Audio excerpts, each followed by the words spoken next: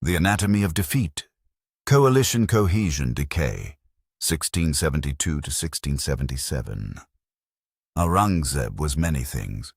He was a religious man, an austere man, and he was an effective centralizer.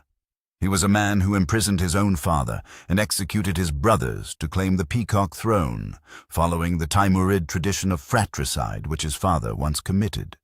But above all else, he was a patient, methodical, and brilliantly cold-blooded political operator.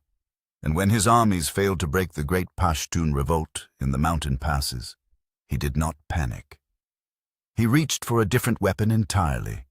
He reached for gold and for sons.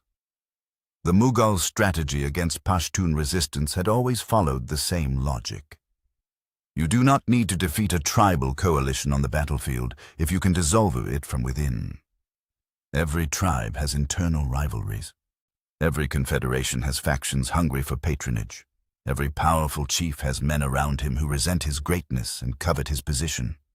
The Mughal imperial system had spent a century perfecting the art of finding those men, cultivating them quietly, and then, at the precisely chosen moment, backing them with money, titles, and imperial legitimacy. In 1672, when the revolt erupted, the coalition was at its peak. The Yusufzai held the Peshawar Valley. The Afridi controlled the Khyber. The Mohmans pressed from the west, and the Kataks, under Kushal Khan's command, anchored the critical Indus corridor. Together, they had made the empire bleed at Karapa and forced Aurangzeb himself to abandon his court and travel to Hassan Abdal. The coalition's cohesion at that moment was formidable. But formidable is not permanent. Watch what happens between 1672 and 1677. Systematically, methodically, the Mughal diplomatic machine went to work. Individual tribal sections were approached with offers, stipends restored here, land grants offered there.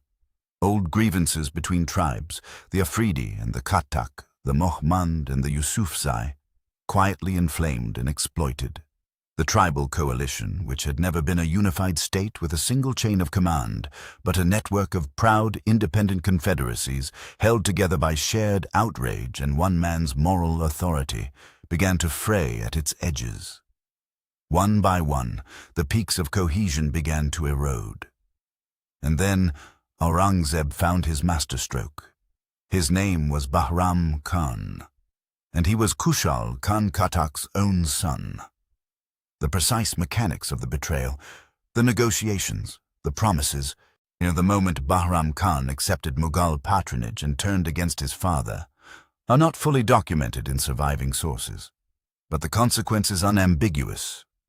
Around 1676 to 1677, the Katak faction, the very foundation of Kushal Khan's political and military base, fractured. With Bahram Khan installed as a Mughal-backed rival claimant to the Katak chieftainship, the coalition's base collapsed. The other tribes, watching their anchor disintegrate, had no reason to hold. By 1677, the revolt was broken. Not by superior Mughal generalship, not by battlefield victory, by a son's betrayal, purchased with imperial gold. Kushal Khan would later write, in one of the most shattering lines in the entire Pashto literary tradition, "My enemy I could face without fear.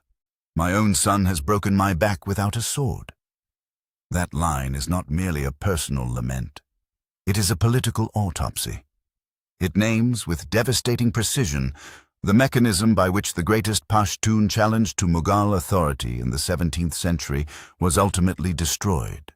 Not from the out, but from within. The mountains did not betray him. Blood did.